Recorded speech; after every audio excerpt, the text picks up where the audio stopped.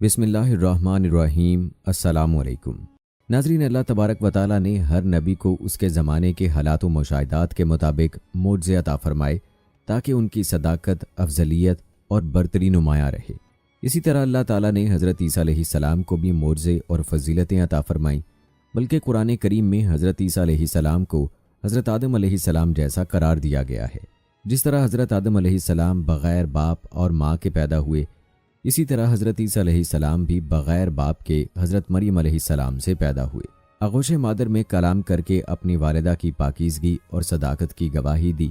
हज़रत ईसा अलैहिस्सलाम मिट्टी का परिंदा बनाते, उस पर फूंक मारते तो वो अल्लाह के हुक्म से परिंदा बन जाता। पैदाइशी नाबीना की आंखों पर हाथ रखते तो उसकी बीनाई ऐसे आ जाती जैसे कभी नाबीना ना हुआ हो। बर्स, जज़ाम और कोढ़ के मरीजों को अल्लाह के हुक्म से सेहतयाब करते, मुर्दों को जिंदा कर देते। लोग जो कुछ घरों से खाकर आते और जो अपने घरों में ज़ख़ीरा करते उसकी तफसील बता देते। अल्लाह ने यहूदो नसारा की फांसी से बचाकर जिंदा सलामत आसमानों पर उठा लिया। क़यामत के करीब दोबारा दुनिया में तशरीफ़ लाएंगे और लोगों से कलाम करेंगे, जिसका इशारा सूरह आल इमरान में है कि माँ की गोद में भी और उधेड़ उम्र में भी कलाम करेंगे।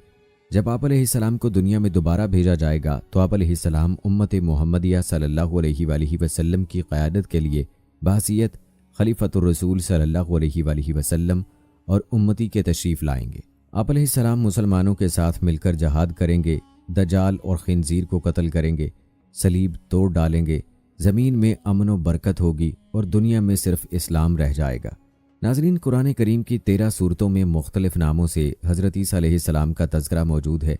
26 मकामात पर ईसा अलैहिस्सलाम, 23 मकामात पर इब्ने मरियम, 11 जगहों पर मसीह और 1 मकाम पर अब्दुल्लाह कहा गया है। कुरान करीम की 19वीं सूरह मरियम हज़रत ईसा अलैहिस्सलाम की वालिदा मोहतरमा के नाम पर है, जिसमें हज़रत मरियम बिन्नत इमरान और हज़रत ईसा अलैहिस्सलाम का किस्सा तफसील के साथ मौजूद है। इसके अलावा कुरान करीम की तीसरी सूरत सूरह आल इमरान हज़रत मरियम अलैहिस्सलाम के वालिद माजिद के नाम से मंसूब है, जिसमें हज़रत मरियम अलैहिस्सलाम की पैदाइश का वाक़या बयान किया गया है। कुरान करीम की 5वीं सूरह अल माइदा में उस खाने का जिक्र है जिसकी फरमाइश हज़रत ईसा अलैहिस्सलाम के हवारियों ने की थी। हज़रत ईसा अलैहिस्सलाम ने बारगाह खुदावंदी में दुआ की, जिस पर आसमान से माइदा यानी खाने के ख़्वान का नुज़ूल हुआ। नाज़रीन, हज़रत ईसा अलैहिस्सलाम ने बनी इसराइल के सामने अपनी नबूवत और मौजज़ात का ऐलान करते हुए ये तकरीर फरमाई, जो कुरान मजीद की सूरह आल इमरान में है कि रसूल होगा बनी इसराइल की तरफ ये फरमाता हुआ कि मैं तुम्हारे पास एक निशानी लाया हूँ तुम्हारे रब की तरफ से, कि मैं तुम्हारे लिए मट्टी से परिंद की सी मूरत बनाता हूँ, फिर उसमें फूंक मारता हूँ तो वो फ़ौरन परिंद हो जाती है अल्लाह के हुक्म से, और मैं शिफा देता हूँ मादरजाद अंधे और सुपैद दाग वाले को, और मैं मुर्दे जलाता हूँ अल्लाह के हुक्म से, और तुम्हें बताता हूँ जो तुम खाते और जो अपने घरों में जमा कर रखते हो। बेशक इन बातों में तुम्हारे लिए बड़ी निशानी है अगर तुम ईमान रखते हो। इस तकरीर में आपने 4 मौजज़ात का ऐलान फरमाया। नंबर 1, मट्टी के परिंद बनाकर उनमें फूंक मारकर उनको उड़ा देना। नंबर 2, मादरजाद अंधे और कोढ़ी को शिफा देना। नंबर 3, मुर्दों को जिंदा करना। नंबर 4, और जो कुछ खाया और जो कुछ घरों में छुपा कर रखा उसकी खबर देना। अब इन मौजज़ात की कुछ तफसील भी सुन लीजिए। जब बनी इसराइल ने यह मौजज़ा तलब किया कि मट्टी का परिंद बनाकर उड़ा दें, तो हज़रत ईसा अलैहिस्सलाम ने मट्टी की चमगादड़ बनाकर उनको उड़ा दिया। हज़रत ईसा अलैहिस्सलाम ने परिंदों में से चमगादड़ को इसलिए मुंतखब फरमाया कि परिंदों में सबसे बढ़कर मुकम्मल और अजीब व गरीब यही परिंदा है, क्योंकि इसके आदमी की तरह दांत भी होते हैं और ये आदमी की तरह हंसता भी है, और ये बग़ैर पर के अपने बाजुओं से उड़ता है, और ये परिंदा जानवरों की तरह बच्चा जनता है और इसको हैज़ भी आता है। रिवायत है कि जब तक बनी इसराइल देखते रहते ये चमगादड़ उड़ते रहते, और अगर इनकी नज़रों से ओझल हो जाते तो गिरकर मर जाते थे। ऐसा इसलिए होता था ताकि खुदा के पैदा किए हुए और बंदा खुदा के पैदा किए हुए परिंदे में फ़र्क और इम्तियाज़ बाकी रहे। मादरजाद अंधों को शिफा देना। रिवायत है कि एक दिन में 50 अंधों और कोढ़ियों को आपकी दुआ से इस शर्त पर शिफा हासिल हुई कि वो ईमान लाएंगे। रिवायत है कि आपने 4 मुर्दों को जिंदा फरमाया। नंबर 1, आज़र अपने दोस्त को। नंबर 2, एक बुढ़िया के लड़के को। नंबर 3, एक उशर वसूल करने वाली लड़की को। नंबर 4, हज़रत साम बिन नूह अलैहिस्सलाम को।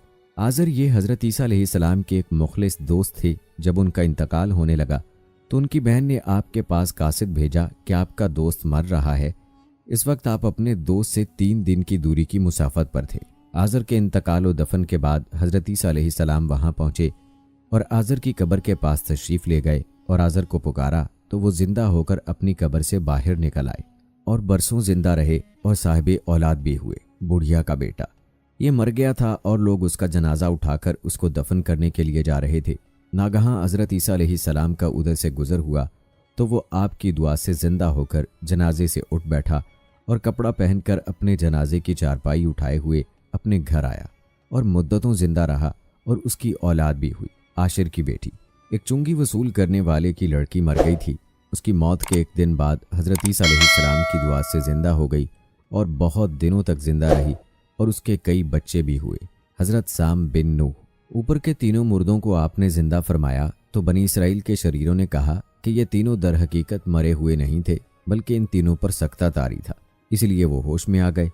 लिहाजा आप किसी पुराने मुर्दे को जिंदा करके हमें दिखाइए। तो आपने फरमाया कि हज़रत साम बिन नूह अलैहिस्सलाम की वफ़ात पाए हुए 4000 बरस का ज़माना गुजर गया। तुम लोग मुझे उनकी कब्र पर ले चलो, मैं उनको खुदा के हुक्म से जिंदा कर देता हूँ। तो आपने उनकी कब्र के पास जाकर इसमें आज़म पढ़ा तो वो फ़ौरन ही हज़रत साम बिन नूह अलैहिस्सलाम कब्र से जिंदा होकर निकल आए और घबराए हुए पूछा कि क़यामत कायम हो गई। फिर वो हज़रत ईसा अलैहिस्सलाम पर ईमान लाए। फिर थोड़ी देर बाद उनका इंतकाल हो गया। जो खाया और छुपाया उसको बता दिया। हदीस शरीफ में है कि हज़रत ईसा अलैहिस्सलाम अपने मकतब में बनी इसराइल के बच्चों को उनके माँ बाप जो कुछ खाते और जो कुछ घरों में छुपा कर रखते वो सब बता दिया करते थे। जब वालिदैन ने बच्चों से दरियाफ्त किया कि तुम्हें इन बातों की कैसे खबर होती है, तो बच्चों ने बता दिया कि हमको हज़रत ईसा अलैहिस्सलाम मकतब में बता देते हैं। ये सुनकर माँ बाप ने बच्चों को मकतब जाने से रोक दिया और कहा कि हज़रत ईसा अलैहिस्सलाम जादूगर हैं। जब हज़रत ईसा अलैहिस्सलाम बच्चों की तलाश में बस्ती के अंदर दाखिल हुए तो बनी इसराइल ने अपने बच्चों को एक मकान के अंदर छुपा दिया कि बच्चे यहाँ नहीं हैं। आपने पूछा कि घर में कौन है, तो शरीरों ने कह दिया कि घर में सूअर बंद हैं। तो आपने फरमाया कि अच्छा, सूअर ही होंगे। चुनाचे लोगों ने उसके बाद मकान का दरवाज़ा खोला तो मकान में से सूअर ही निकले। इस बात का बनी इसराइल में चर्चा हो गया और बनी इसराइल ने ग़ज़ो ग़ज़ब में भरकर आपके कत्ल का मंसूबा बना लिया। ये देखकर हज़रत ईसा अलैहिस्सलाम की वालिदा हज़रत बीबी मरियम सलामुल्लाह अलैहा आपको साथ लेकर मिस्र को हिजरत कर गईं। इस तरह आप शरीरों के शर से महफूज रहे। नाज़रीन, हज़रत ईसा अलैहिस्सलाम बनी इसराइल में मबूस होने वाले आखिरी नबी थे। आप अलैहिस्सलाम ने अपनी कौम को ख़ातमुल अनबिया हज़रत मोहम्मद मुस्तफ़ा सल्लल्लाहु अलैहि वसल्लम की आमद की खुशखबरी दी। कुरान करीम में इरशाद है, और जब ईसा इब्ने मरियम ने कहा, ए बनी इसराइल, मैं तुम्हारे पास अल्लाह का भेजा हुआ आया हूँ और एक पैगम्बर की जो मेरे बाद आएंगे जिनका नाम अहमद होगा बशारत सुनाता हूँ। हज़रत ईसा अलैहिस्सलाम के बाद तकरीबन 600 साल तक कोई नबी नहीं आया। फिर अल्लाह ताला ने हमारे आका सरकार दो आलम सल्लल्लाहु अलैहि वसल्लम को सारे जहानों के लिए रहमत बनाकर मबऊस फरमाया और उन पर आखिरी आसमानी किताब कुरान मजीद नाजिल फरमाई। हज़रत ईसा अलैहिस्सलाम पर इंजील नाजिल फरमाई गई थी। इरशाद बारी ताला है, और हमने उन पैगंबरों के बाद ईसा इब्ने मरियम को अपने से पहली किताब यानी तौरात की तस्दीक करने वाला बनाकर भेजा और हमने इंजील अता की जिसमें हिदायत और नूर था। हज़रत ईसा अलैहिस्सलाम पर जब इंजील नाजिल हुई तो आप अलैहिस्सलाम की उम्र मुबारक 30 साल थी और नबूवत के 3 साल बाद यानी 33 बरस की उम्र में अल्लाह ताला ने आप अलैहिस्सलाम को आसमान पर उठा लिया। कुरान मजीद की 13 सूरतों में मुख्तलिफ नामों से हज़रत ईसा अलैहिस्सलाम का तज़किरा मौजूद है। 26 मकामात पर ईसा अलैहिस्सलाम, 23 मकामात पर इब्ने मरियम, 11 जगहों पर मसीह और 1 मकाम पर अब्दुल्लाह कहा गया है। कुरान मजीद की 19वीं सूरा मरियम हज़रत ईसा अलैहिस्सलाम की वालिदा मोहतरमा के नाम पर है, जिनमें हज़रत मरियम बिनत इमरान और हज़रत ईसा अलैहिस्सलाम का किस्सा तफसील के साथ मौजूद है। इसके अलावा कुरान मजीद की 3री सूरत सूरह आल इमरान हज़रत मरियम अलैहिस्सलाम के वालिद माजिद के नाम से मंसूब है, जिसमें हज़रत मरियम अलैहिस्सलाम की पैदाइश का वाक़या बयान किया गया है। कुरान मजीद की 5वीं सूरत अल माइदा में उस खाने का जिक्र है जिसकी फरमाइश हज़रत ईसा अलैहिस्सलाम के हवारियों ने की थी। हज़रत ईसा अलैहिस्सलाम ने बारगाह खुदाबंदी में दुआ की जिस पर आसमान से माइदा यानी खाने के ख्वान का नज़ूल हुआ। सूरह मरियम की आयत 16 से 35 के दरमियान हज़रत ईसा अलैहिस्सलाम की पैदाइश का जिक्र फरमाया गया है। हज़रत मरियम अलैहिस्सलाम बैतुल मुक़द्दस से मुत्तसिल हुजरे में क़याम पजीर थीं। एक दिन वो मस्जिद के मशरकी कोने में इबादत या किसी और मकसद से तशरीफ़ ले गईं और पर्दा कर लिया। इमाम कर्तबी रहमहुल्लाह फरमाते हैं कि वो हस्ब आदत यकसुई के साथ इबादत इलाही में मशगूल होने के लिए हुजरे के मशरकी जानिब किसी गोशे में तशरीफ़ ले गईं। हज़रत इब्ने अब्बास रज़ियल्लाहु ताला अन्हु से मनकूल है कि नसारा ने जो मशरक़ की जानिब अपना किबला बनाया और उस जानिब की बड़ी ताज़ीम करते हैं, उसकी यही वजह है। हज़रत मरियम अलैहिस्सलाम उस गोशे में तन्हा थीं कि अचानक हज़रत जिब्राईल अमीन इंसानी शक्ल में तशरीफ़ लाए। हज़रत मरियम अलैहिस्सलाम ने एक अजनबी शख्स को यूं अपने करीब देखा तो घबरा गईं और कहने लगीं, मैं तुझसे रहमान की पनाह मांगती हूँ, अगर तू अल्लाह से डरता है तो यहाँ से चला जा। हज़रत जिब्राईल अलैहिस्सलाम ने फरमाया, तुम मुझसे डरो नहीं, मैं तो परवरदिगार का भेजा हुआ फरिश्ता हूँ और तुम्हें एक पाकीज़ा बेटा देने की खुशखबरी लेकर आया हूँ। हज़रत मरियम अलैहिस्सलाम निहायत हैरान और परेशान हुई और ताज्जुब से फरमाया, भला मेरे यहाँ बच्चा कैसे हो सकता है? मुझे तो किसी इंसान ने हाथ तक नहीं लगाया और ना ही मैं बदकार हूँ। हज़रत जिब्राईल अलैहिस्सलाम ने फरमाया, हाँ बात तो यही है, लेकिन अल्लाह ताला फरमाते हैं कि ये मेरे लिए बहुत आसान है और हम उसे अपनी कुदरत तख्लीक के लिए निशानी बनाना चाहते हैं। इससे कबल हमने तुम्हारे बाप आदम अलैहिस्सलाम को मर्द और औरत के बगैर और तुम्हारी माँ हव्वा को सिर्फ मर्द से पैदा किया और अब ईसा अलैहिस्सलाम को पैदा करके चौथी शक्ल में भी पैदा करने पर अपनी कुदरत का इजहार करना चाहते हैं, और वो है सिर्फ बगैर मर्द के पैदा करना। दरअसल अल्लाह ताला तो कादिर मुतलक हैं, वो जब जहाँ और जिस तरह चाहें पैदा कर सकते हैं। वो बेजान चीज़ से जानदार को पैदा कर सकते हैं और जानदार से बेजान। बेटे की बशारत के बाद हज़रत जिब्राईल अलैहिस्सलाम ने आप अलैहिस्सलाम पर फूंक मारी और वहाँ से चले गए। कुछ दिनों के बाद हज़रत मरियम अलैहिस्सलाम को बच्चे की पैदाइश के आसार महसूस होने लगे। जैसे जैसे पैदाइश के दिन करीब आते जा रहे थे, आप अलैहिस्सलाम की परेशानी में भी इजाफा होता चला जा रहा था। जब पैदाइश का वक्त करीब आया तो आप अलैहिस्सलाम लोगों के खौफ से बैतुल मुक़द्दस से तकरीबन 9 मील दूर जंगल की जानिब एक पहाड़ी कोह सरात की जानिब चली गई। यही वो जगह है जो बाद में बैतुल लहम कहलाई। जब दर्द ज़ेह शुरू हुआ तो आप अलैहिस्सलाम एक खजूर के दरख्त से टेक लगाकर बैठ गईं। ज़चकी की तकलीफ की शिद्दत और दुनिया वालों के खौफ ने आबदीदा कर दिया। कहने लगीं, काश मैं इससे पहले मर ही गई होती और लोगों की याद से भूली बिसरी हो जाती। उलमा फरमाते हैं कि उन्होंने मौत की आरजू इसलिए की कि वो अजीज़ो अकारब, ख़ानदान, बरादरी और लोगों को किस तरह मुतमईन कर सकेंगी, जबकि कोई उनकी सदाकत की तस्दीक करने वाला भी नहीं। उनकी शोहरत एक नेक, पारसा और जाहिदा के तौर पर थी, लिहाजा उनके लिए ये तस्वुर ही बड़ा रूह फुरसा और तकलीफ दे था कि लोग उन्हें बदकार समझें। अभी हज़रत मरियम अलैहिस्सलाम अनजाने अंदेशों और वसवसों में घिरी हुई थीं कि हज़रत जिब्राईल अलैहिस्सलाम ने वादी के नीचे से आवाज़ दी, ए मरियम, परेशान ना हो, तुम्हारे परवरदिगार ने तुम्हारे कदमों तले एक चश्मा जारी कर दिया है और ज़रा इस खजूर के दरख्त को हिलाओ, देखो ये तुम्हारे सामने तरोताज़ा खजूरें गिरा देगा। अब तुम इत्मीनान के साथ ये ताज़ा खजूरें खाओ, चश्मे का पानी पियो और बच्चे को देखकर अपनी आंखें ठंडी करो, और अगर तुम्हें कोई इंसान नज़र पड़ जाए तो इशारे से कह देना कि मैंने रोज़ा रखा हुआ है, मैं आज किसी शख्स से बात नहीं कर सकती। उस वक्त की शरीयत में रोज़े में खाने पीने के साथ बोलना भी मना था। हज़रत जिब्राईल अलैहिस्सलाम के इस पैगाम से हज़रत मरियम अलैहिस्सलाम को इत्मीनान और तसल्ली हो गई कि अब मेरा रब मुझे बदनामी और रुसवाई से बचा लेगा। हज़रत इब्ने अब्बास रज़ियल्लाहु ताला अन्हु से मरवी है कि विलादत के 40 रोज़ बाद जब तहारत हो चुकी तो हज़रत मरियम अलैहिस्सलाम अपने घर वालों के पास वापस आईं। लोग नौमालूद बच्चे को गोद में देखकर हैरान रह गए और बदगुमान होकर बोले, ए मरियम, ये तो तूने बड़े गुनाह का काम किया, ना तो तेरा बाप बुरा आदमी था और ना तेरी माँ बदकार थी। हज़रत मरियम अलैहिस्सलाम ने जिब्राईल अमीन की हिदायत के मुताबिक बच्चे की तरफ इशारा कर दिया।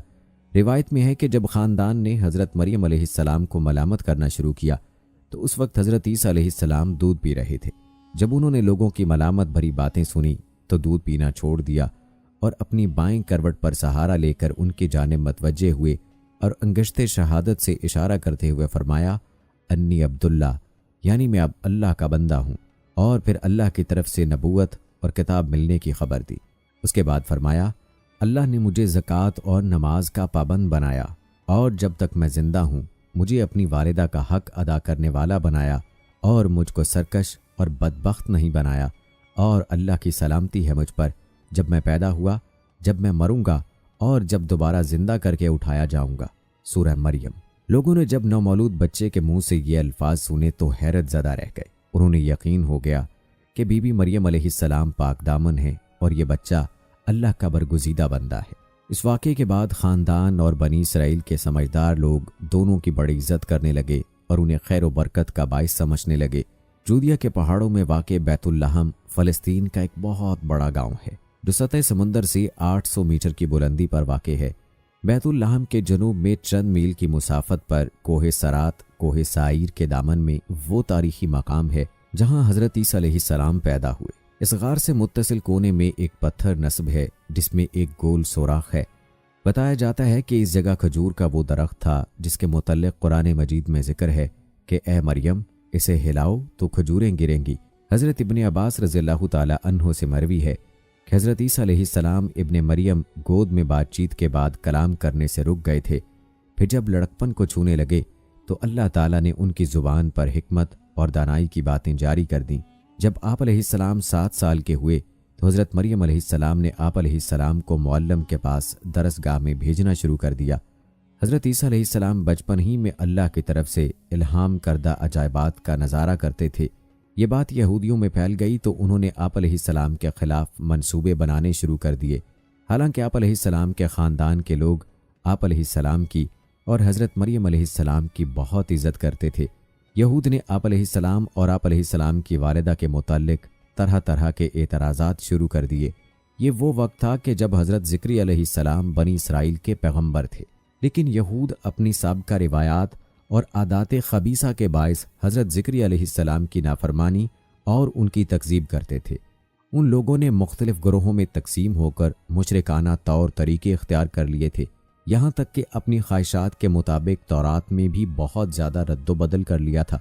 उनके अकायदो अमाल दिन ब दिन बद से बदतर होते चले जा रहे थे। जब बैतुल मुक़द्दस के हालात ख़राब होने लगे तो हज़रत मरियम अलैहिस्सलाम आपको लेकर अपने अजीज़ों के पास मिस्र चली गईं। 13 साल बाद अल्लाह ताला के हुक्म से मिस्र से वापस हुईं। फिर अल्लाह ने आप अलैहिस्सलाम को इंजील अता फरमाई और तौरात की तालीम दी। इसके अलावा मुर्दों को जिंदा करना, कोड़ियों को सही करना और दूसरे मोजज़ात से नवाजा। अल्लाह तबारक व तआला ने हर नबी को उसके ज़माने के हालात व मुशाहिदात के मुताबिक मोज़े अता फरमाए ताकि उनकी सदाकत, अफजलियत और बरतरी नुमाया रहे। इसी तरह अल्लाह ताला ने हज़रत ईसा अलैहिस्सलाम को भी मोज़े और फजीलतें अता फरमाईं। सबसे पहला मोज़ा तो हज़रत ईसा अलैहिस्सलाम का बग़ैर वालिद के पैदा होना था।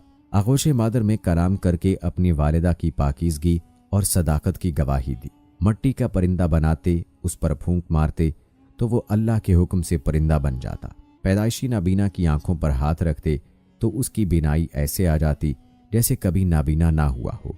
बर्स, जज़ाम और कोढ़ के मरीजों को अल्लाह के हुक्म से सेहतयाब करते, मुर्दों को जिंदा कर देते। लोग जो कुछ घरों से खा कर आते और जो अपने घरों में ज़ख़ीरा करते उसकी तफसील बता देते। अल्लाह ने यहूदो नसारा की फांसी से बचाकर जिंदा आसमानों पर उठा लिया।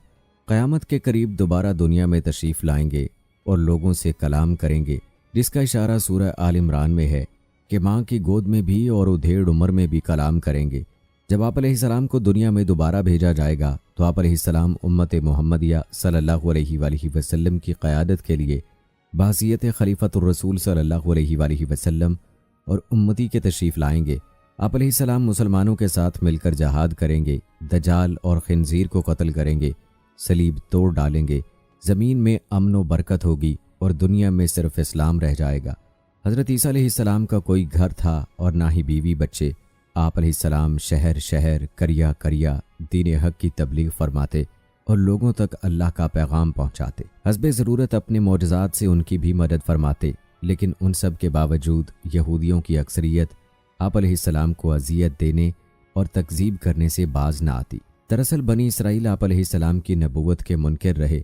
अलबत्ता उनमें से कुछ लोग ऐसे ज़रूर थे जो आप अलैहिस्सलाम के पैरोकार और हमदर्द व गमख्वार थे। वो आप अलैहिस्सलाम के साथ दीन के काम में मशगूल रहते। कुरान करीम ने उन्हें हवारी के नाम से याद किया है। इरशाद बारी ताला है, जब हज़रत ईसा अलैहिस्सलाम ने उनका कुफ्र महसूस कर लिया तो कहने लगे, अल्लाह ताला की राह में मेरी मदद करने वाला कौन कौन है? हवारियों ने जवाब दिया, हम अल्लाह ताला की राह में आप अलैहिस्सलाम के मददगार हैं। हम अल्लाह ताला पर ईमान लाए और आप अलैहिस्सलाम गवाह रहिए कि हम ताबेदार हैं। इरशाद बारी ताला है, और जब हवारियों ने कहा, ए ईसा इब्ने मरियम, क्या आप अलैहिस्सलाम का परवरदिगार ऐसा कर सकता है कि हम पर आसमान से ताम का ख्वान नाजिल करे? उन्होंने कहा, अगर ईमान रखते हो तो अल्लाह से डरो। वो बोले, हमारी ख्वाहिश है कि हम उसमें से खाएं और हमारे दिल तसल्ली पाएं और हम जान लें कि तुमने हमसे कहा और हम उस ख्वान के नज़ूल पर गवाह रहें। हज़रत ईसा इब्ने मरियम ने दुआ की, ए हमारे परवरदिगार, हम पर आसमान से ख्वान नाजिल फरमा कि हमारे लिए वो दिन ईद करार पाए, यानी हमारे अगलों और पिछलों सब के लिए, और वो तेरी तरफ से निशानी हो और हमें रिज्क दे। तू बेहतर रिज्क देने वाला है। अल्लाह ने फरमाया, मैं तुम पर ज़रूर ख्वान नाज़िल फरमाऊँगा, लेकिन जो उसके बाद तुम में से कुफर करेगा उसे ऐसा अजाब दूंगा कि अहले आलम में किसी को ऐसा अजाब ना दूंगा। इन आयात मुबारका में ख्वान या ताम के लिए मायदा का लफ्ज़ इस्तेमाल हुआ है। मायदा ऐसे दस्तरखान को कहते हैं जिस पर खाना चुना जाता है। हज़रत अम्मार बिन यासिर रज़ियल्लाहु ताला अन्हु से रिवायत है कि हज़ूर अकरम सल्लल्लाहु अलैहि वसल्लम ने फरमाया, आसमान से दस्तरखान उतरा जिसमें रोटी और गोश्त था। उनको हुक्म मिला कि ख़यानत न करें, ज़ख़ीरा न करें और न कल के लिए उठा रखें, लेकिन उन्होंने ख़यानत की, ज़ख़ीरा किया और उठा कर रखा तो वो बंदरों और सूअरों में तब्दील हो गए। मोअज़्ज़ज़ ख़वातीनो हज़रात, बयान किया जाता है कि बनी इसराइल में एक शख्स था जिसकी बीवी बहुत हसीन थी। वो इसराइली अपनी बीवी से इंतहा की मोहब्बत करता, उसका हर तरह से ख्याल करता। एक दिन अचानक उसकी बीवी इंतकाल कर गई, जिसका इसराइली को बहुत सदमा हुआ और वो एक अरसे तक अपनी बीवी की कब्र पर बैठा रोता रहा। एक दिन इत्तफाकन हज़रत ईसा अलैहिस्सलाम का वहाँ से गुज़र हुआ तो उन्होंने उस इसराइली को परेशान हाल देखकर उसकी वजह पूछी, तो इसराइली ने रोते हुए अपना सारा वाक़या बयान कर दिया। सारी बात सुनकर हज़रत ईसा अलैहिस्सलाम ने फरमाया, क्या तू चाहता है कि मैं तेरी बीवी को तेरे लिए ज़िंदा कर दूँ? इसराइली ने इल्तिजा की, जी हाँ, मैं यही चाहता हूँ। लिहाजा हज़रत ईसा अलैहिस्सलाम ने उस कब्र के मुर्दे को आवाज़ दी, अल्लाह के हुक्म से ज़िंदा हो जा। फ़ौरन कब्र से एक हबशी ग़ुलाम बाहर निकल आया, जिसके नाक के नथनों, आँख और जिस्म के दूसरे सुराखों से आग की लपटें उठ रही थीं। हज़रत ईसा अलैहिस्सलाम को देखते ही ग़ुलाम ने कलमा पढ़ा, ला इलाहा इल्लल्लाह ईसा रूहुल्लाह। इसराइली ये देखकर हैरान हो गया और कहने लगा, हुजूर, शायद मुझसे गलती हो गई है, मेरी बीवी की कब्र दूसरी है। यह सुनकर हज़रत ईसा अलैहिस्सलाम ने हबशी को हुक्म दिया कि तुम अपनी कब्र में वापस हो जाओ। चुनाचे वो हबशी मुर्दा होकर गिर गया, जिसको एक बार फिर मिट्टी से छुपा दिया गया।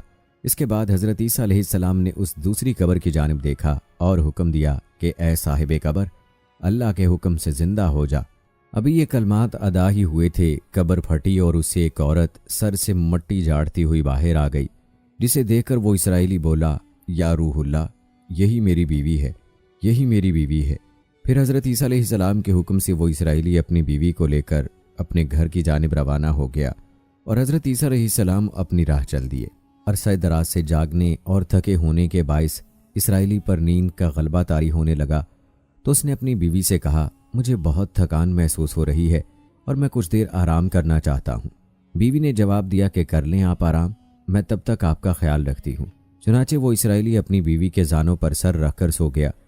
इसराइली सो चुका था और बीवी उसकी तरफ देख रही थी। कुछ ही देर में एक शहजादे का वहाँ से गुजर हुआ। शहजादा अपने घोड़े पर सवार था और कमाल का हसीन नजर आ रहा था। शहजादे को देखना था कि इसराइली की बीवी उस पर आशिक हो गई। उसका दिल अपने काबू में ना रहा। उसने अपने शौहर का सर जानों से नीचे रखा और फरते मोहब्बत और गलबा इश्क से मजबूर होकर शहजादे के सामने जा खड़ी हुई। दूसरी तरफ जैसे ही शहजादे की नज़र उस पर पड़ी, वो भी उसे दिल दे बैठा और उस खातून की तारीफ करने लगा। इसराइली की बीवी मुस्कुराती रही। फिर शहजादा खातून की ख्वाहिश पर उसको अपने घोड़े पर बैठाकर साथ ले गया। जब इसराइली की आंख खुली और उसने अपनी बीवी को आसपास ना देखा तो परेशान हो गया और परेशानी में इधर उधर उसे ढूंढने लगा। एक जगह उसे घोड़े के पाँव के निशान नजर आए। उसने सोचा कि कोई उसकी बीवी को अगवा करके ले गया है। उसने उन निशानों के पीछे चलना शुरू कर दिया। चलते चलते आखिर वो शहजादे के सामने जा पहुंचा। शहजादे के पास अपनी बीवी को हंसते मुस्कुराते देखकर वो पहले से और ज़्यादा हैरान परेशान हो गया।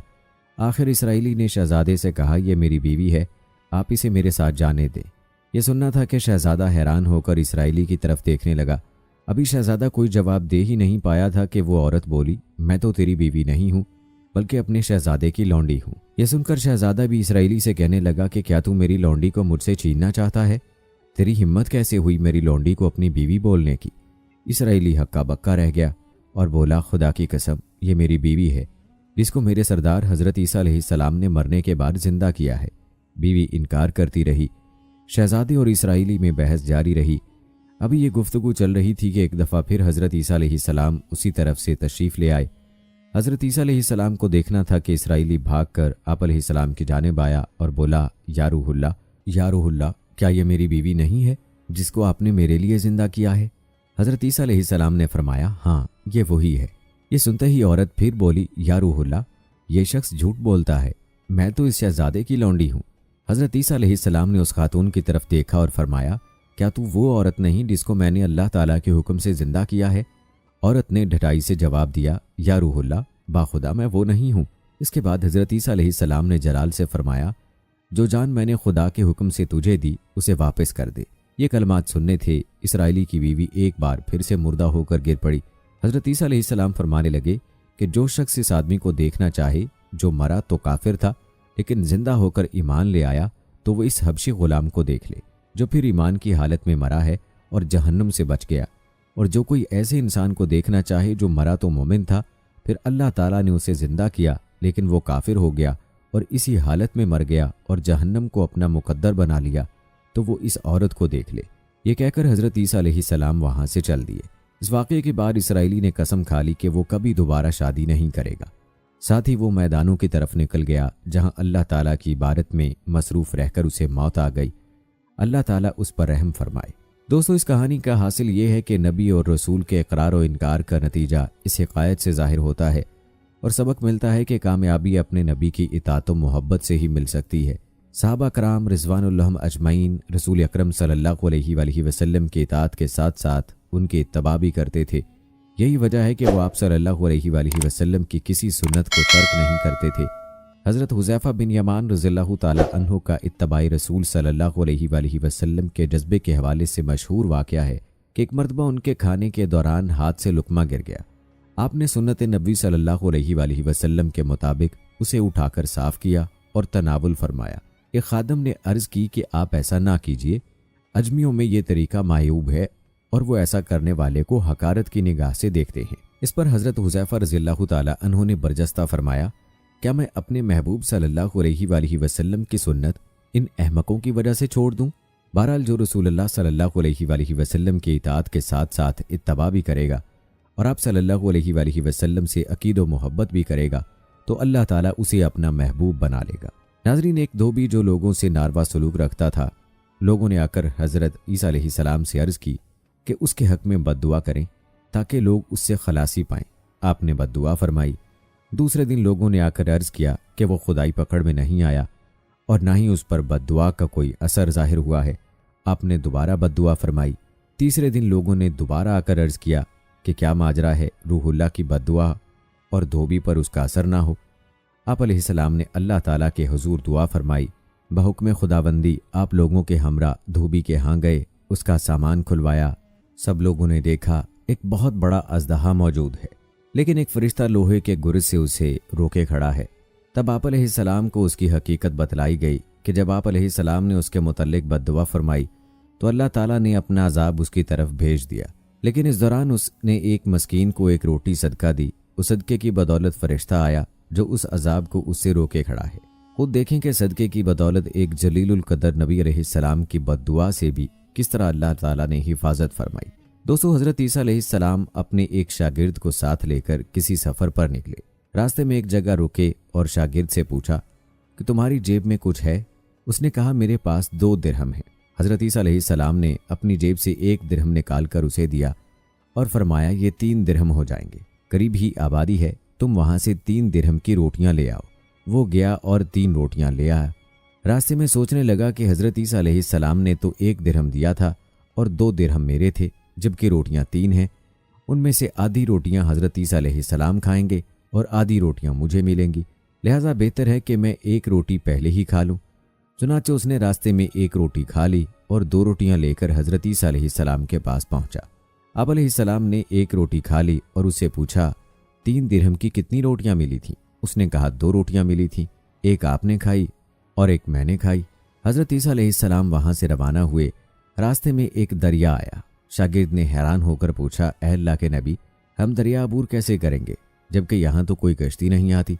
हज़रत ईसा अलैहिस्सलाम ने फरमाया, घबराओ मत, मैं आगे चलूंगा, तुम मेरी इबा का दामन पकड़कर मेरे पीछे चलते आओ, खुदा ने चाहा तो हम दरिया पार कर लेंगे। चुनाचे हज़रत ईसा अलैहिस्सलाम ने दरिया में कदम रखा और शागिर्द ने भी उनका दामन थाम लिया। खुदा के इज़्न से आपने दरिया को इस तरह पार कर लिया कि आपके पाँव भी गीले ना हुए।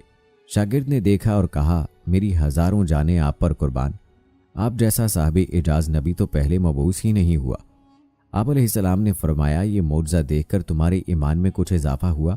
उसने कहा, जी हाँ, मेरा दिल नूर से भर गया। फिर आप अलैहिस्सलाम ने फरमाया, अगर तुम्हारा दिल नूरानी हो चुका है तो बताओ रोटियां कितनी थी? उसने कहा, हज़रत, रोटियां बस 2 ही थीं। हरन का गोश्त खाया, खाल को ठोकर लगाई और फिर आप वहां से चले। रास्ते में हरनों का एक गौल गुजर रहा था।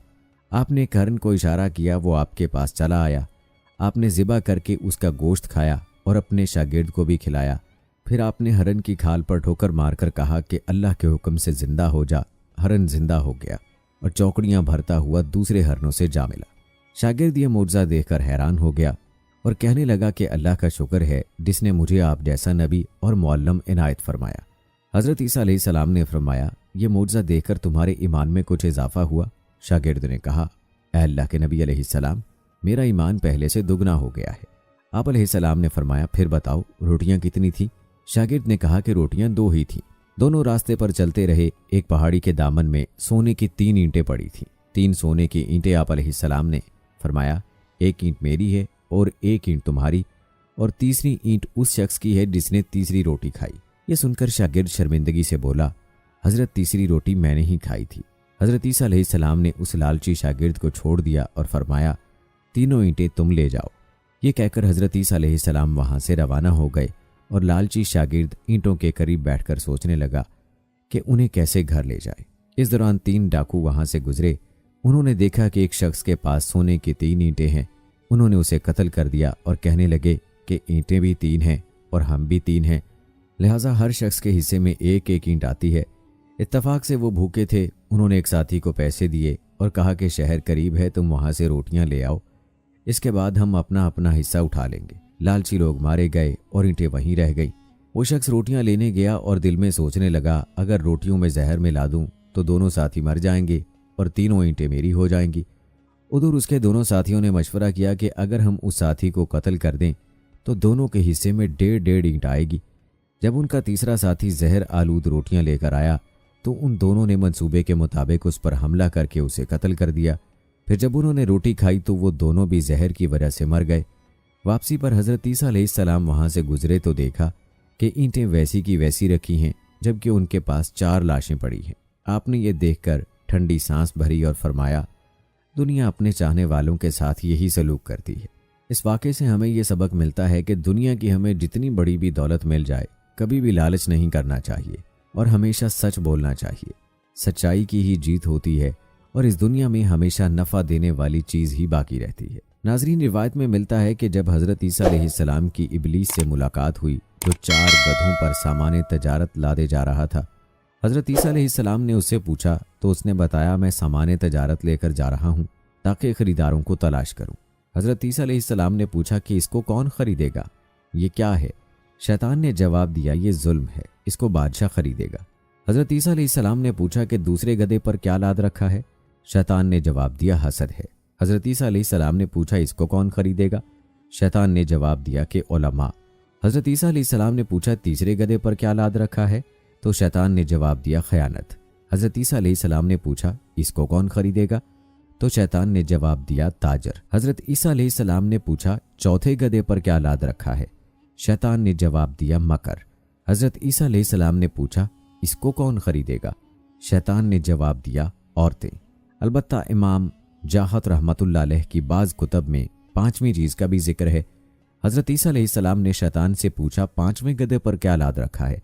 तो उसने जवाब दिया, गुरूर व तकब्बुर। हज़रत ईसा अलैहिस्सलाम ने पूछा, इसको कौन ख़रीदेगा? तो शैतान ने कहा, ज़मींदार और चौधरी लोग। नाजरीन, हजरत ईसा अलैहिस्सलाम एक बस्ती से गुजरे जिसमें सब लोगों को मुर्दा पाया और वो गलियों में मुंहों के बल गिरे पड़े थे। हजरत ईसा अलैहिस्सलाम उससे बहुत मुताज्जिब हुए और फरमाया, ए हवारियो, ये सब लोग अल्लाह के अजाब और गजब की भीड़ चढ़ गए हैं। अगर ये अल्लाह ताला की खुशनुदी में मरते तो एक दूसरे को दफन करते। उन्होंने अर्ज किया, ए रूहुल्लाह, हम चाहते हैं कि इनके गजिया और किस्सा को मालूम करें। हजरत ईसा अलैहिस्सलाम ने अल्लाह ताला से उसके मुतल्लिक दुआ फरमाई तो उनकी तरफ अल्लाह ताला ने वही फरमाई कि जब रात का वक्त हो तो इनको बुलाना, ये तुम्हें जवाब देंगे। जब रात आई तो हजरत ईसा अलैहिस्सलाम एक बुलंद जगह पर चढ़ गए और पुकारा, ए बस्ती वालों। तो उन लोगों में से एक शख्स ने उनको जवाब दिया, लब्बाइक या रूहुल्लाह। फरमाया, तुम्हारा क्या कजिया है? अर्ज किया, ए रूहुल्लाह, रात को हम आफियत से सोए थे लेकिन सुबह को हलाकत में जा गिरे। फरमाया, ऐसा क्यों हुआ? अर्ज किया, हमारी दुनिया से मोहब्बत की वजह से, बदकारों की फर्मा बरदारी की वजह से।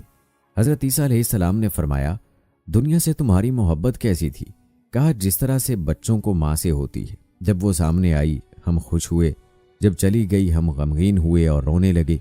हजरत ईसा अलैहिस्सलाम ने फरमाया, ए फलाने, तेरे साथियों को क्या हुआ? वो क्यों नहीं जवाब देते? कहा, उनको ताकतवर सख्त फरिश्तों के हाथों दोज़ख की लगाम पड़ी हुई है। फरमाया, फिर तूने मुझे कैसे जवाब दिया? तू भी तो उनमें से है। कहा, हूं तो मैं उनमें, लेकिन उनमें से नहीं हूं। जब उन पर अजाब आया तो उनके साथ मुझ पर भी आ पड़ा। मैं उस वक्त दोज़ख के किनारे पर लटकाया गया हूं। मुझे पता नहीं मुझे उससे निजात मिलेगी या उसमें झोंक दिया जाऊंगा। अल्लाह ताला हम सबको से महफूज फरमाए, आमीन। नाजरीन, जब यहूद ने हजरत ईसा अलैहिस्सलाम के कत्ल का इरादा किया तो आप अलैहिस्सलाम के हवारी एक जगह जमा हो गए। हजरत ईसा अलैहिस्सलाम भी उनके पास तशरीफ ले आए। इब्लीस ने यहूद के उस दस्ते को जो आप अलैहिस्सलाम के कत्ल के लिए तैयार खड़ा था, हजरत ईसा अलैहिस्सलाम का पता बताया। इस तरह 4000 अफराद ने मकान का मुहासरा कर लिया। हजरत ईसा अलैहिस्सलाम ने अपने हवारियीन से फरमाया, तुम में से कोई शख्स इसके लिए आमादा है कि वो बाहर निकले और उसे कत्ल कर दिया जाए और फिर जन्नत में वो मेरे साथ हो। एक शख्स ने इस कुर्बानी के लिए अपने आप को पेश कर दिया। आप अलैहिस्सलाम ने उसे अपना कुर्ता इमामा अता फरमाया। फिर उसे आप अलैहिस्सलाम की मुशाबहत डाल दी गई और जब वो बाहर आया तो यहूद उसे पकड़कर ले गए और सूली पर चढ़ा दिया, जबकि हजरत ईसा अलैहिस्सलाम को अल्लाह ताला ने आसमानों पर उठा लिया। नबी करीम सल्लल्लाहु अलैहि वसल्लम के उम्मती की हैसियत से हजरत ईसा अलैहिस्सलाम का दोबारा नुज़ूल, उम्मत मुसलमा की क़यादत और रहनुमाई, फितना दजाल की सरकूबी, खिंजीर का कत्ल, सलीब का तोड़ना, याजूज माजूज का खात्मा, फस्को फजूर का सद्देबाब, अमनो अमान का क़याम, इस्लाम का बोलबाला, क़ुर्ब क़यामत की वो हकीकतें हैं कि जिनके ज़हूर का तज़किरा अहादीस की तमाम कुतब बशमूल सही बुखारी और मुस्लिम शरीफ में मौजूद हैं। इमाम इब्न कसीर रहमहुल्लाह फरमाते हैं कि इन अहादीस के रावियान में हज़रत अबू हुरैरा रज़ियल्लाहु ताला अन्हो, हज़रत अब्दुल्ला बिन मसूद रज़ियल्लाहु ताला अन्हो समेत दीगर सहाबा कराम रिज़वानुल्लाह अजमाइन शामिल हैं। इन अहादीस में आप अलैहिस्सलाम के नज़ूल की तफसील और जगह का बयान है। आप अलैहिस्सलाम दमिश्क में मनारा शर्किया के पास उस वक्त उतरेंगे जब फजर की नमाज के लिए अकामत हो रही होगी। उनके दौर में सब मुसलमान हो जाएंगे। दजाल का कत्ल भी आप अलैहिस्सलाम के हाथों होगा और याजूज माजूज का ज़हूर व फसाद भी आप अलैहिस्सलाम की मौजूदगी में होगा। बिलाखिर आप अलैहिस्सलाम ही की बद्दुआ से उनकी हलाकत होगी। हजूर नबी करीम सल्लल्लाहु अलैहि वसल्लम ने फरमाया, कसम है उस ज़ात की जिसके हाथ में मेरी जान है, ज़रूर एक वक्त आएगा कि तुम में इब्ने मरियम अलैहिस्सलाम हाकिम व आदिल बनकर नाजिल होंगे। वो सलीब तोड़ देंगे, खंजीर को कत्ल करेंगे, जिजिया उठा देंगे और माल की इतनी बहुतात हो जाएगी कि कोई उसे कबूल करने वाला नहीं होगा, यानी सदका और खैरात लेने वाला कोई नहीं होगा, हत्ता कि एक सजदा दुनिया व माफिया से बेहतर होगा। सूरह आल इमरान की आयत नंबर 55 में अल्लाह ने अपने रसूल हज़रत ईसा इब्ने मरियम अलैहिस्सलाम से 5 वादे फरमाए। सबसे पहला वादा ये था कि उनकी मौत यहूदियों के हाथों कत्ल के जरिए नहीं होगी, बल्कि तिबई तौर पर वक्त मुकर्ररा पर होगी और यकीनन वो वक्त क़यामत के नज़दीक आएगा जब हज़रत ईसा अलैहिस्सलाम आसमान से ज़मीन पर नाजिल होंगे। दूसरा वादा आलम बाला की तरफ उठा लेने का था, ये उसी वक्त पूरा कर दिया गया। तीसरा वादा उन्हें दुश्मनों की तोहमतों से पाक करने का था, वो इस तरह पूरा हुआ कि नबी करीम सल्लल्लाहु अलैहि वसल्लम तशरीफ़ लाए और यहूद के सब इल्ज़ामात की तरदीद कर दी। चौथा वादा आप अलैहिस्सलाम के ताबेदारों को आप अलैहिस्सलाम के मुनकरीन पर क़यामत तक गालिब रखने का था। चुनाचे तारीख गवाह है कि नसारा और मुसलमान गालिब रहे और उन्हीं की हुकूमतें दुनिया में कायम हुई और रहेंगी। 5वां वादा क़यामत के रोज़ उन मजहबी इख्तलाफात का फैसला फरमाने का है जो आप अलैहिस्सलाम से मुतल्लिक हैं। हज़रत अबू हुरैरा रज़ियल्लाहु ताला अन्हो से रिवायत है कि रसूल अकरम सल्लल्लाहु अलैहि वसल्लम ने फरमाया, जिस रात मुझे आसमानों पर ले जाया गया तो मैंने हज़रत मूसा अलैहिस्सलाम से मुलाकात की। वो मुतहर्रिक और जोशो जज्बात वाले थे। उनके बाल कुछ घुंघराले थे, गोया शनु कबीले के लोगों में से हों। मैंने हज़रत ईसा अलैहिस्सलाम से मुलाकात की। वो दरमियाने कद, सुर्ख व सफ़ेद चेहरे वाले थे और यूं लग रहे थे गोया गुसल खाने से नहा कर निकले हों। हज़रत इब्राहीम अलैहिस्सलाम को देखा और मैं उनकी औलाद में सबसे ज़्यादा उनसे मुशाबे हूँ। मसनद अहमद में हज़रत अबू हुरैरा रज़ियल्लाहु ताला अन्हो से मरवी है कि रसूल अकरम सल्लल्लाहु अलैहि वसल्लम ने फरमाया, दुनिया और आखिरत में ईसा इब्ने मरियम अलैहिस्सलाम से सबसे ज़्यादा करीब तर मैं हूँ, क्योंकि हम दोनों के दरमियान कोई और नबी नहीं। जब वो उतरेंगे तुम उन्हें देखो तो पहचान लेना। दरमियाने कद के हामिल, माइल बसुर्खी और सुपैदी, भरे जिस्म वाले, गोया सर से पानी टपक रहा हो। अगरचे तरी नीचे तक नहीं पहुंचती, वो तमाम उम्मतों को ख़त्म कर देंगे, हत्ता कि उनके ज़माने में सिर्फ इस्लाम रह जाएगा और ज़मीन पर ऐसी खुशहाली, बरकत और अमन होगा कि ऊँट और शेर, चीते और गायें, भेड़ और बकरियां एक साथ चरेंगी। बच्चे बच्चियां सांपों के साथ खेलेंगे, एक दूसरे को कोई नुकसान नहीं पहुंचाएगा। जब तक अल्लाह ने चाहा यूं ही होता रहेगा। फिर हज़रत ईसा अलैहिस्सलाम वफ़ात फरमाएंगे तो मुसलमान उन पर नमाज पढ़कर उन्हें दफनाएंगे। एक रिवायत में है कि हज़रत ईसा अलैहिस्सलाम 40 साल तक दुनिया में रहेंगे। आपको रोज़ा अतहर में दफनाया जाएगा, जहाँ एक कब्र की जगह बाकी है। मुफ्ती मोहम्मद शफी रहमहुल्लाह तहरीर फरमाते हैं कि कुरान मजीद में अनबिया कराम अलैहिस्सलाम में से सबसे ज़्यादा जिक्र हज़रत ईसा अलैहिस्सलाम का किया गया है। सूरह आल इमरान की 11वें रुकू में हक़ ताला ने अनबिया साबिक़ीन का जिक्र एक ही आयत में अजमालन करने पर इक्तफ़ा फरमाया। उसके बाद तकरीबन 3 रुकू और 22 आयात में हज़रत ईसा अलैहिस्सलाम और उनके ख़ानदान का जिक्र किया गया। हज़रत ईसा अलैहिस्सलाम की नानी का जिक्र, उनकी नज़र का बयान, वालिदा की पैदाइश, उनका नाम, तरबियत का तफसीली जिक्र, हज़रत ईसा अलैहिस्सलाम का बतन मादर में आना, फिर विलादत का मुफस्सल हाल, विलादत के बाद माँ ने क्या खाया पिया उसका जिक्र, अपने ख़ानदान में बच्चे को लेकर आना, उनके तानो तशनी नौमौलूद मसीह को बतौर मोज़ा गोयाई अता होना, कौम को दावत देना, उनकी मुखालफत, हवारियीन की इमदाद, यहूदियों का नरगा, जिंदा आसमान पर उठाया जाना वगैरह। फिर अहादीस मतवातरा में उनकी मज़ीद सफ़ात, शक्ल सूरत, हैयत, लिबास वगैरह की पूरी तफसीलात। ये ऐसे हालात हैं कि कुरान और हदीस में किसी नबी और रसूल के हालात इस तफसील से बयान नहीं किए गए।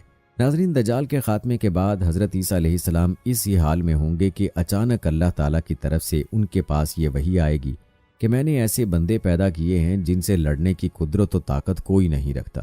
तुम मेरे बंदों को जमा करके कोहे तूर की तरफ ले जाओ और उनकी हिफाजत करो। फिर अल्लाह ताला याजूज माजूज को जाहिर करेगा, जो हर बुलंद ज़मीन को फलांगते हुए उतरेंगे और दौड़ेंगे।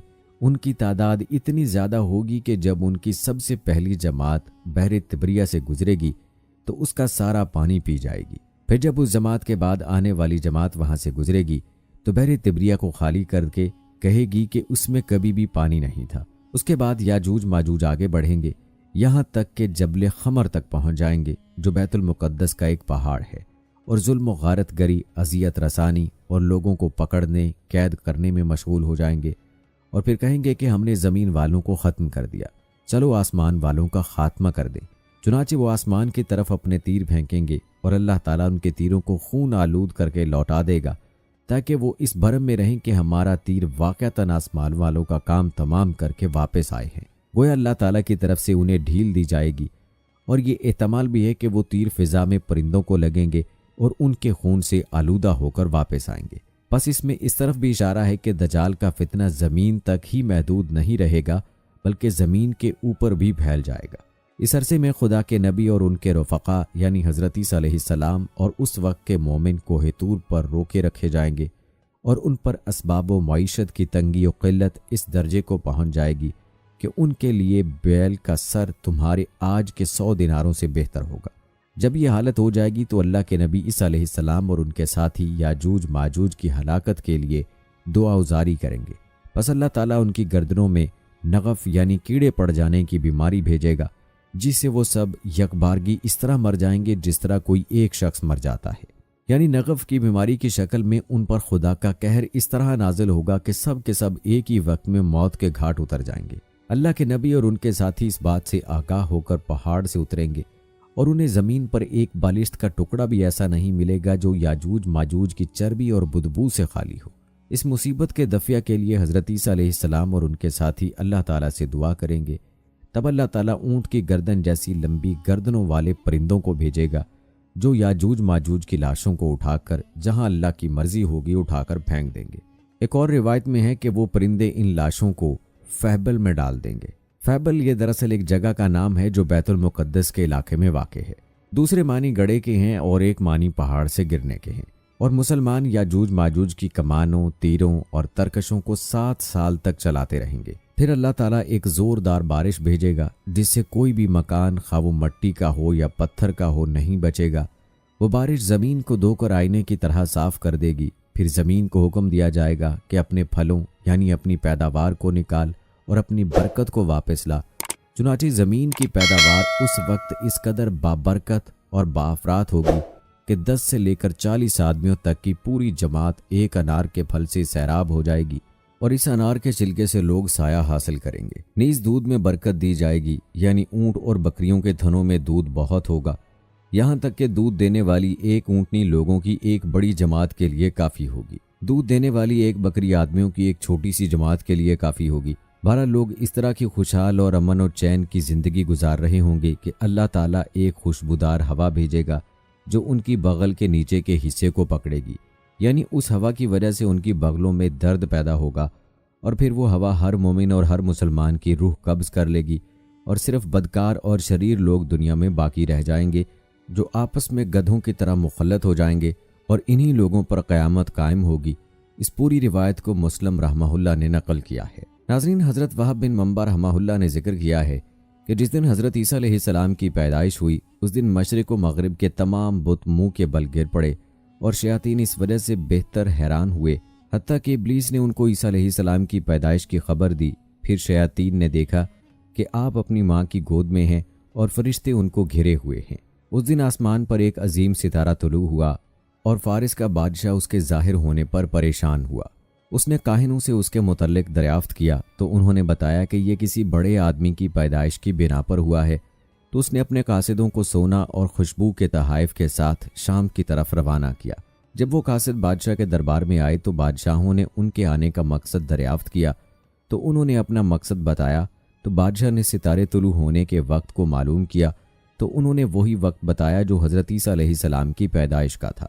बादशाह ने उन्हें तहाइफ के साथ ईसा अलैहिस्सलाम की तरफ रवाना किया और साथ अपने चंद खास लोगों को भी भेजा कि वो वापसी पर उसे कत्ल कर दें। तो मरियम अलैहिस्सलाम को जब मालूम हुआ तो वो खुफिया तरीके से आपको लेकर मिस्र में आ गईं और वहाँ रहाइश पजीर हुईं। बचपन ही से हज़रत ईसा अलैहिस्सलाम से करामात और मोजज़ात ज़ाहिर होने लगे थे। इब्ने अदी से रिवायत है कि ईसा अलैहिस्सलाम बचपन में बच्चों के साथ खेलते थे तो बच्चों को कहते कि क्या मैं तुझे बताऊं कि तेरी माँ ने घर में तेरे लिए क्या छुपा रखा है। वो कहता हाँ बताएं। ईसा अलैहिस्सलाम उसे बताते तो वो अपनी माँ से दरियाफ्त करता तो माँ पूछती कि तुझे ये खबर किसने दी। तो बच्चा कहता कि ईसा इब्ने मरियम ने।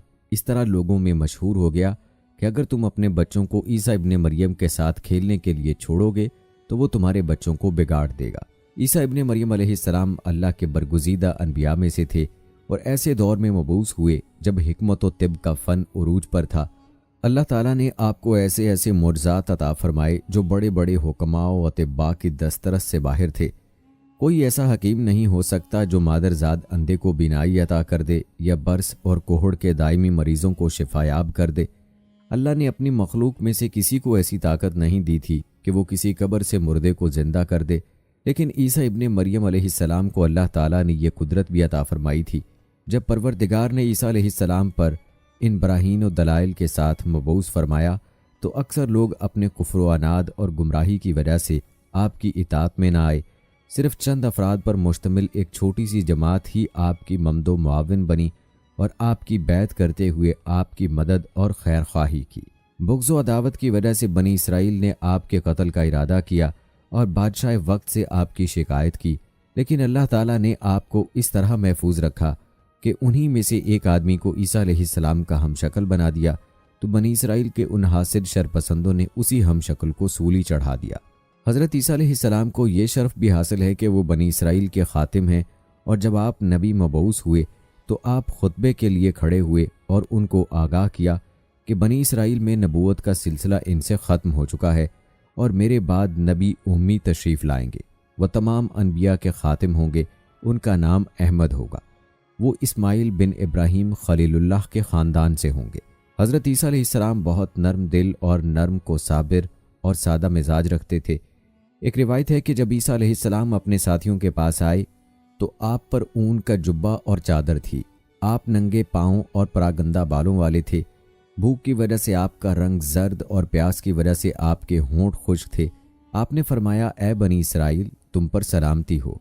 दुनिया को मैंने इसका सही मकाम दिया है और इसमें कोई फ़ख्र व गुरूर नहीं। जानते हो मेरा घर कहाँ है? उन्होंने जवाब दिया, ए रूहुल्लाह, आप खुद ही बता दें, आपका घर कहाँ है? फरमाया, मेरा घर मसाजिद, मेरी खुशबू पानी, मेरा सालन भूख, मेरा चराग रात को चमकता चांद, मेरा शुआर रब्बुल आलमीन का खौफ, मेरे हमनशी हमेशा के बीमार और मसाकीन हैं। मेरे पास न सुबह कुछ होता है और न शाम को कुछ होता है। इसके बावजूद मैं खुश व खुर्म रहता हूँ और मुझे किसी चीज़ की परवाह नहीं होती। तो मुझसे ज़्यादा गनी और ज़्यादा नफ़ा वाला कौन हो सकता है?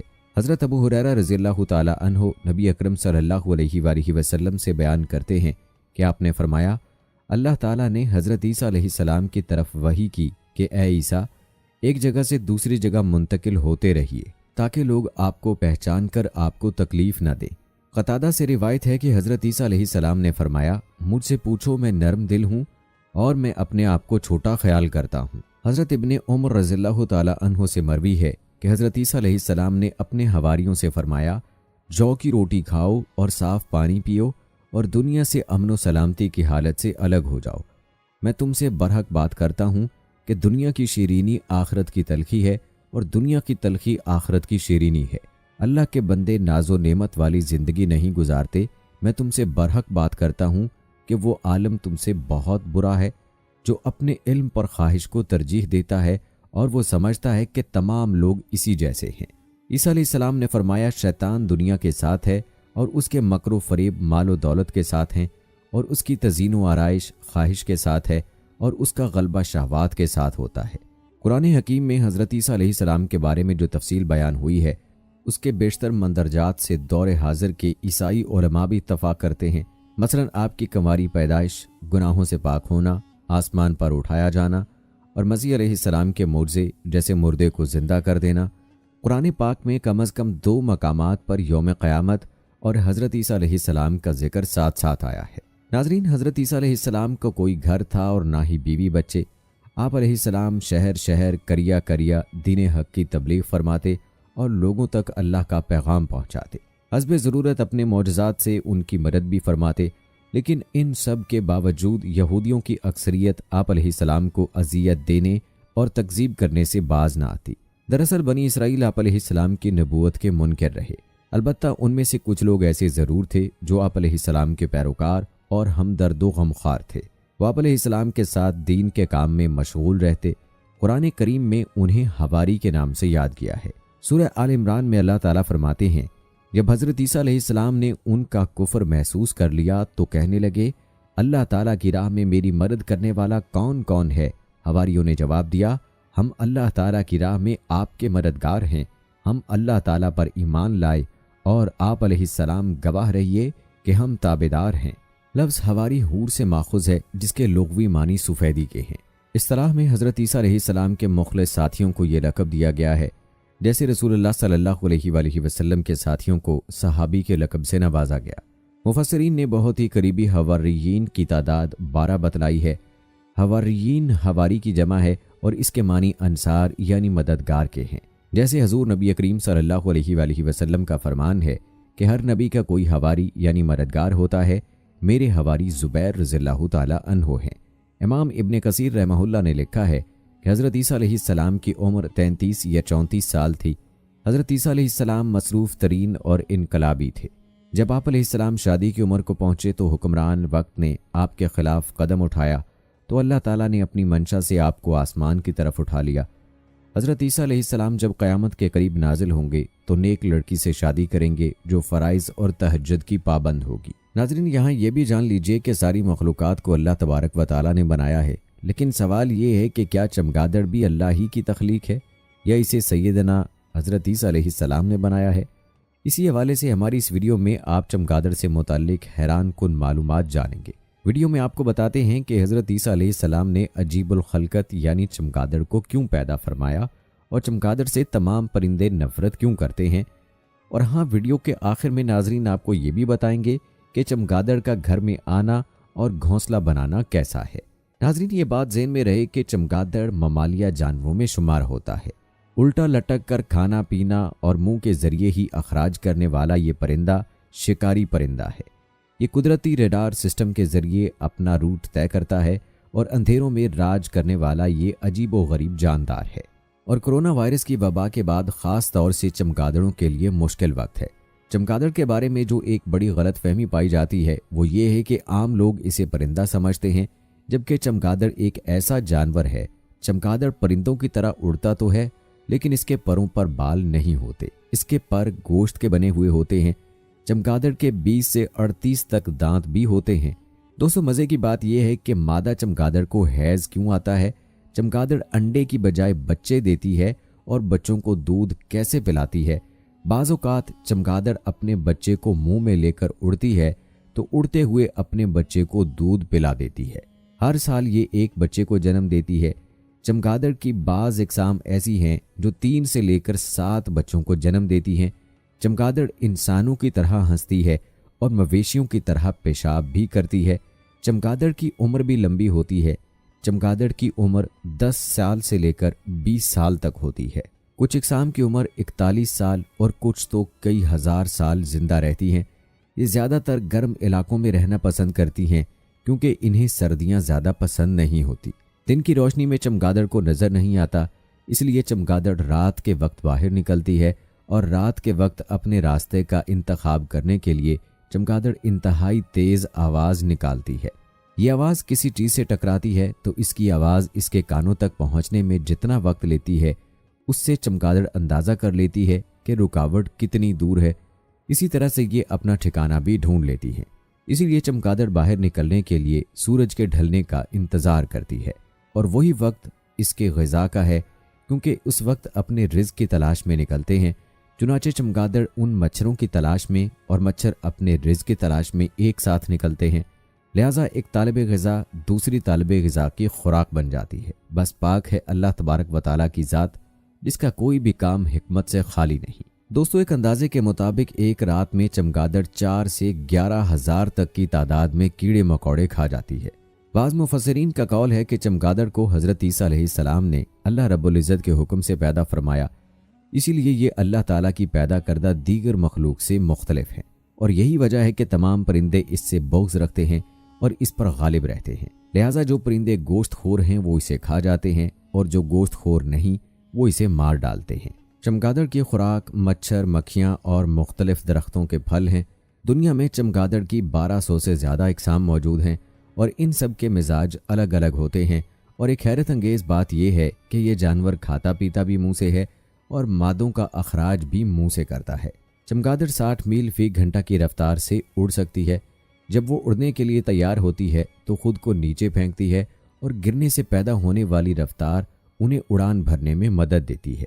आम परिंदों की टांगें चमगादड़ों के बरक्स लंबी और मजबूत होती हैं, इसलिए वो दौड़कर उड़ान भर सकते हैं। ये बड़ी तेज़ी से अपनी खुराक को हजम कर सकती है और यही वजह है कि इसका वज़न नहीं बढ़ता। इनके फुजले में पोटाशियम नाइट्रेट पाया जाता है, जिसे बतौर खाद इस्तेमाल किया जाता है और धमाका खेज मवाद में भी इसे इस्तेमाल किया जाता है। अगर चमगादड़ के बदन पर चनार के दरख्त का पत्ता या शाख लग जाए तो ये सुन्न हो जाती है और फौरन नीचे ज़मीन पर गिर जाती है। चमगादड़ सीधी खड़ी नहीं हो सकती। चमगादड़ों की तकरीबन तमाम अनवा उल्टी लटकती हैं।